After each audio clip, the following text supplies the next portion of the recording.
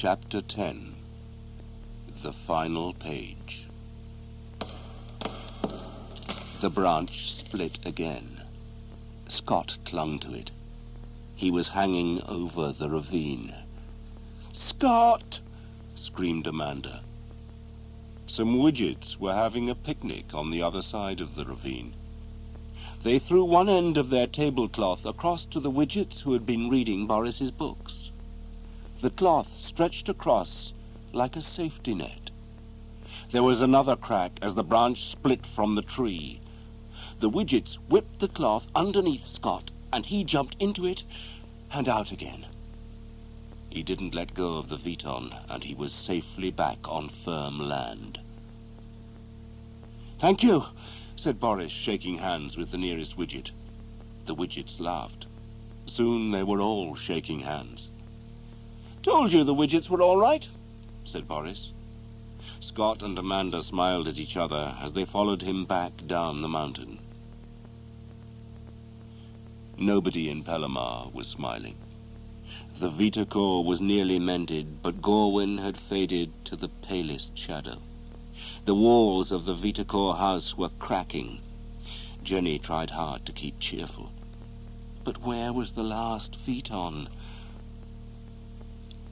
Scott and Amanda were very tired. It was a long walk back through Widge, and it was quite dark when they reached the border camp. "We're almost back in Pellamar," said Amanda. "We can fly." Boris made his bat grow. "Let's hope so," he said. He didn't know if the bat could carry them all. They held on to it, side by side. "Run!" shouted Boris. They ran and took off. Boris was pleased the bat hadn't let them down, but he was beginning to feel weak himself now. Would the bat get weaker too? They flew through the night. As the sky got light, they saw Pellamar below them. "Doesn't it look awful?" said Amanda. "Are we too late?" The bat suddenly lost its flying power, and they crashed to the ground. "It would take hours to walk to the Vitacore house." "It's up to you, old friend," said Boris. He snapped his fingers, and the bat grew wheels. It looked like a huge skateboard. "Right, let's go," said Boris. Time had nearly run out. Doris stared through the window of the Vitacore house. "It's no good. They're not coming," she said. "Pellamar's finished." Just then the door crashed open. "Quick, take it!" gasped Boris, giving her the rucksack. Doris held up the last Veton. It was a cylinder that fitted into a hole in the top of the Vitacore. But which way up? Jenny opened the book to find out. The last page was missing. Frog had eaten most of it. She read what was left. "Warning, the marked end of the central cylinder must..." She looked up from the book to Frog's cocoon. It was splitting open. Inside was a huge butterfly. "Look at his wings," whispered Boris. "They've got words on them." The butterfly flitted about the room and then out of the open window. Jenny wrote down the words from its wings. Other, touch, Vetons, never. She tried saying them in a different order. Never touch Vetons?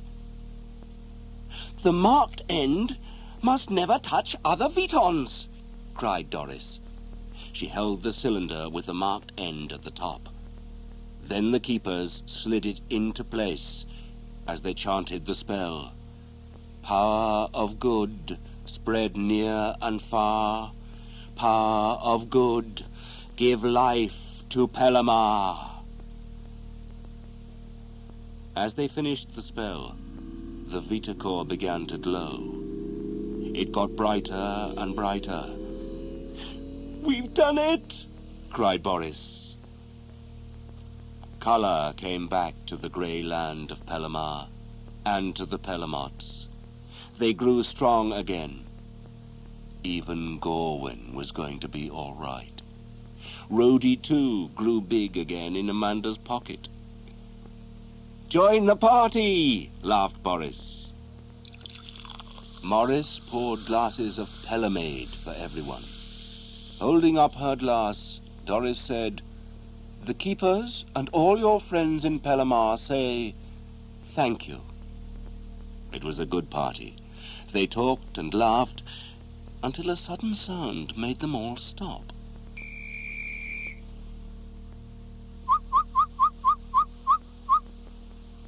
"That was the dinner whistle," said Amanda. "But not here, not in Pelamar," Scott frowned. Then suddenly, somehow, the children were back in the school playground. Miss Taylor was looking at the mural. She stopped next to them. "Well done," she said. "Pack up now." The dragon winked.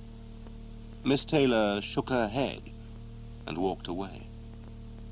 Grown-ups don't believe in magic. But Scott felt in his pocket. He found his notebook and a tiny Vuitton.